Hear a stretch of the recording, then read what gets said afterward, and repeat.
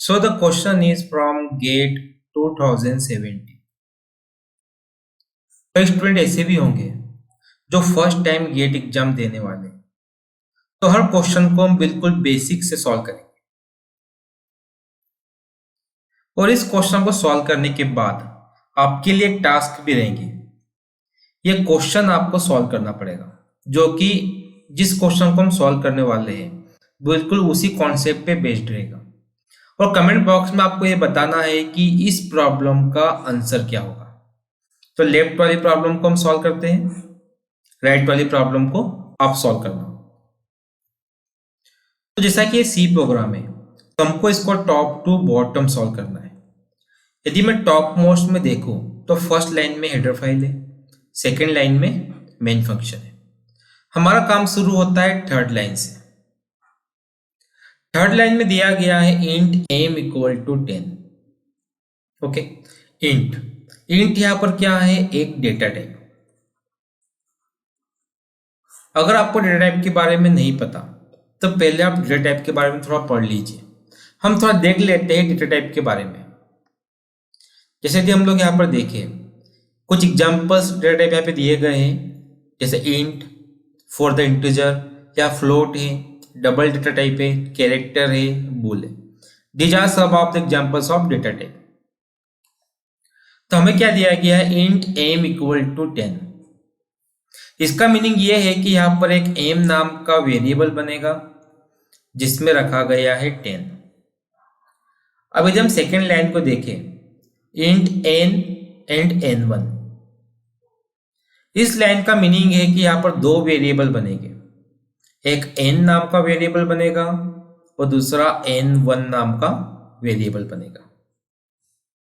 अब बारी आती है थर्ड लाइन की। थर्ड लाइन में दिया गया है n equal to plus plus M.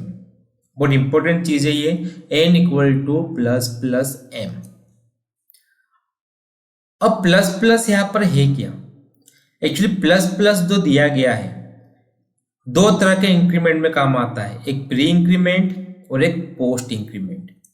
और प्री और पोस्ट इंक्रीमेंट होता क्या है पहले हम थोड़ा देख लेते हैं।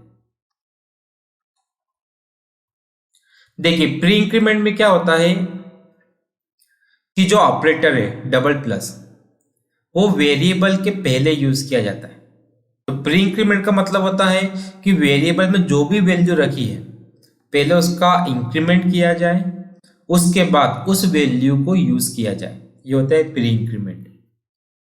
यदि हम पोस्ट इंक्रीमेंट को देखें तो वेरिएबल के बाद डबल प्लस प्लस लिखा हुआ रहता है। इसका मतलब ये होता है कि पहले वेरिएबल की वैल्यू को यूज कर लो, उसके बाद उस वैल्यू का इंक्रीमेंट करना है। ठीक है, जैसे हमें यहाँ पर क्या दिया गया है, n equal to plus plus M.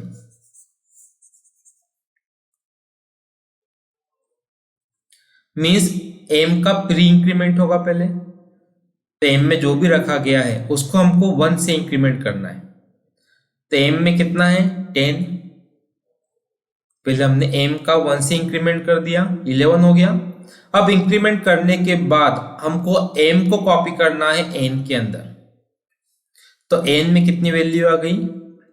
11। अब यदि हम नेक्स्ट लाइन देखें, n1 equal to m plus plus,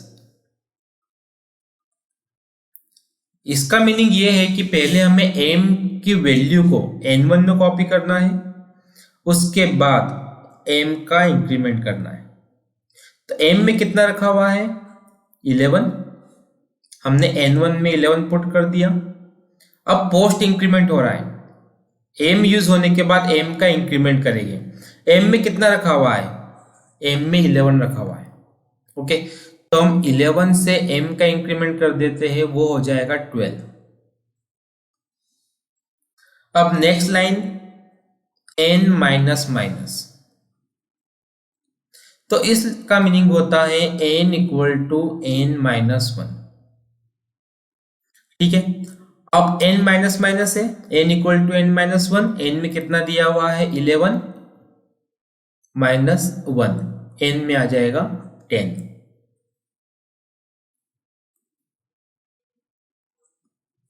अब नेक्स्ट लाइन हमारे सामने है माइनस माइनस n1।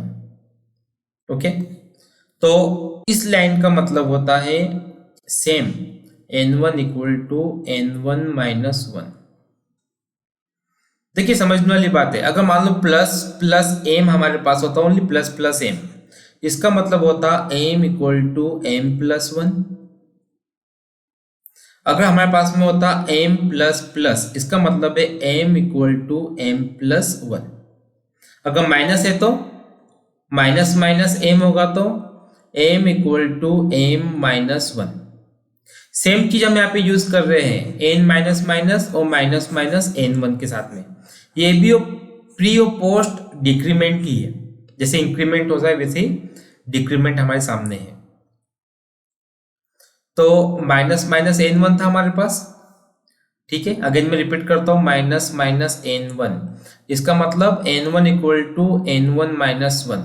एन 1 में कितना रखा है 11, तो 11 माइनस 1 यानी ये हो गया 10। n1 के अंदर वैल्यू आ जाएगी 10। अब नेक्स्ट लाइन क्या बोलती है, n minus equal to n1। ध्यान देने वाली चीज है n minus equal to n1। इस लाइन का मतलब होता है n equal to n minus n1। तो n इक्वल टू n में कितना रखा है हमारे पास 10 रखा हुआ है, हमने 10 ले लिया। माइनस n1 में कितना रखा है 10, यहाँ पे हमने 10 ले लिया।